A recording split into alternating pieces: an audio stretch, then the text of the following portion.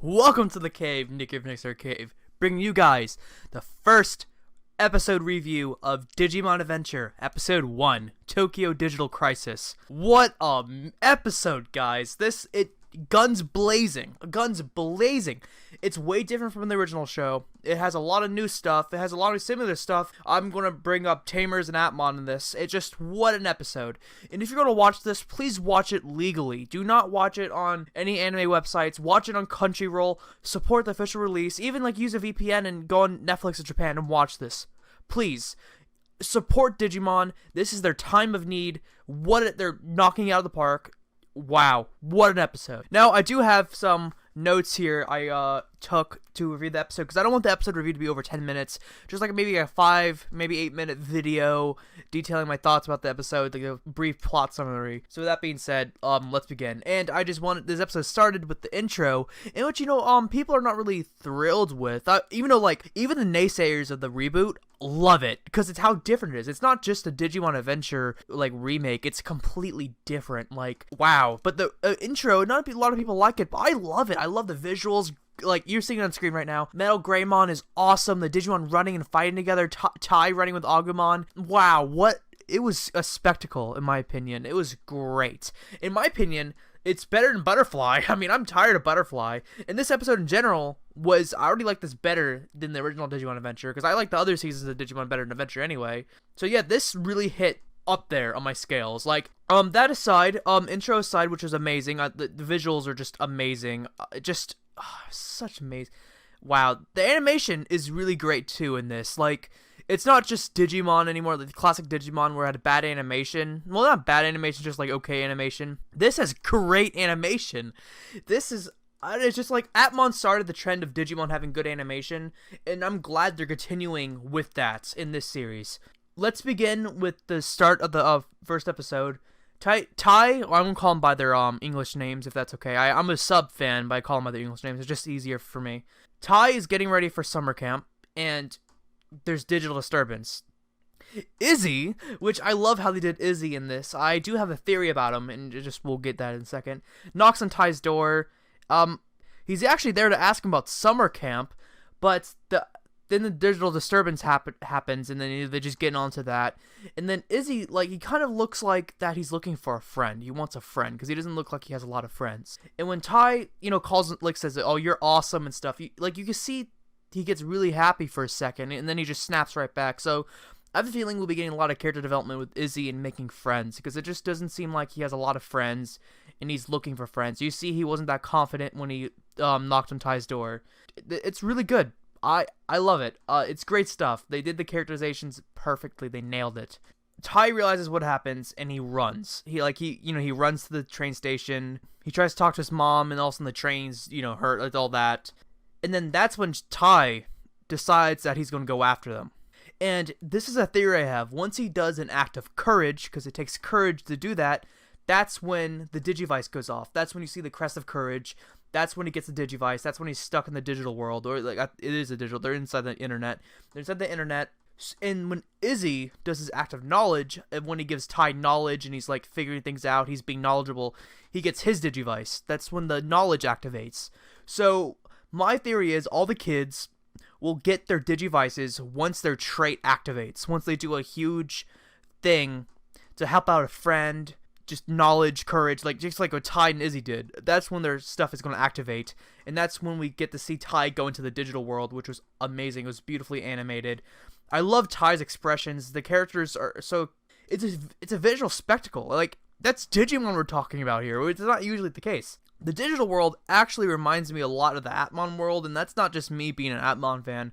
That's actually true, because, he's swimming in the internet, and that's what happens in Atmon. They fall into the internet, and they're kind of, flying through it. That's what happens. I like this whole concept of the internet instead of just a mystical world that's apparently digital.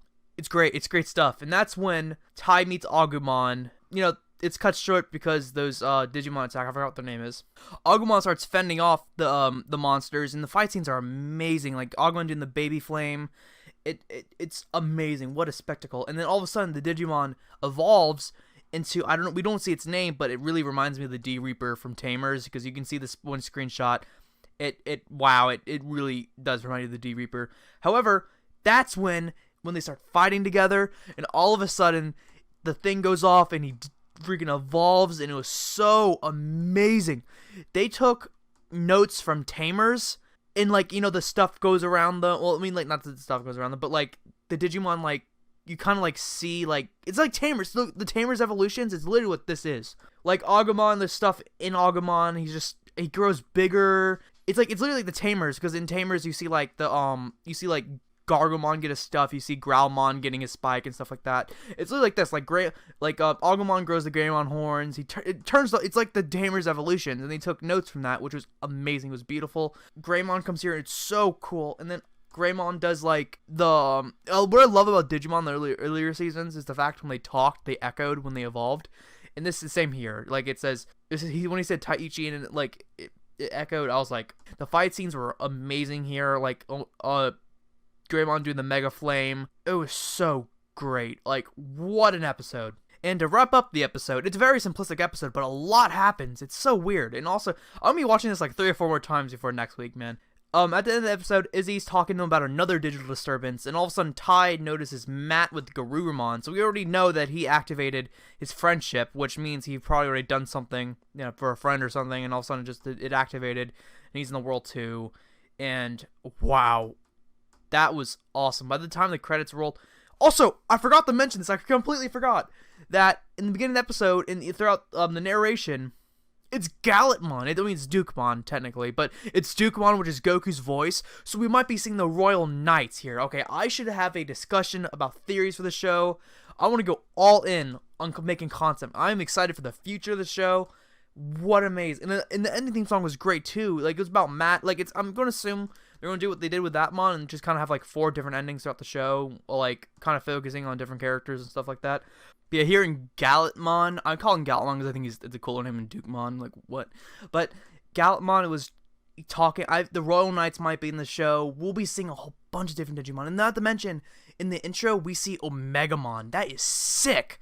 I cannot wait to see that in this show. I can't wait to see the evolution scenes. I mean, I think I think they're doing away with evolution scenes and just making it like that, like in the show, which would be so cool. They're doing what they do with Tamers, and oh man, I can freaking go on about the show for hours, about this episode for hours. Like, we're already approaching 10 minutes, and I'm gonna end the video like soon. This was the strongest first episode in any Digimon season, and I can say that confidently. That's not just hype talking. I've seen it a few times already. Every time it gets me hyped up. The kids didn't even meet their other Digimon yet. Usually we would see all the other kids get their Digimon in the other season, except for Tamers and Atmon. Well, they already met, but whatever. But you know, other kids didn't meet their Digimon yet. The only one we saw was Tai, and Matt had his Digimon already. This is exciting. I cannot wait for the next episode. I'll be doing another review. I'll be doing reviews for all of them. I'm not just crapping you guys like I did for 01. I'll actually do it. I will do discussion videos. I will just keep up with the show. I'm excited. Digimon is here again. Digimon was even on trending last night with like a bunch of tweets. What a time to be a Digimon fan. We have the 8th season. We got video games. We got the V-Pets coming out. We got toys coming out. This is, well, not hopefully toys soon, but you know, like the model kits and stuff. I'm excited for the future of the show, and I think you guys should check it out legally. But with that being said, I will see you guys next week with the episode review, War Game. Yes, War Game. That's gonna be sick.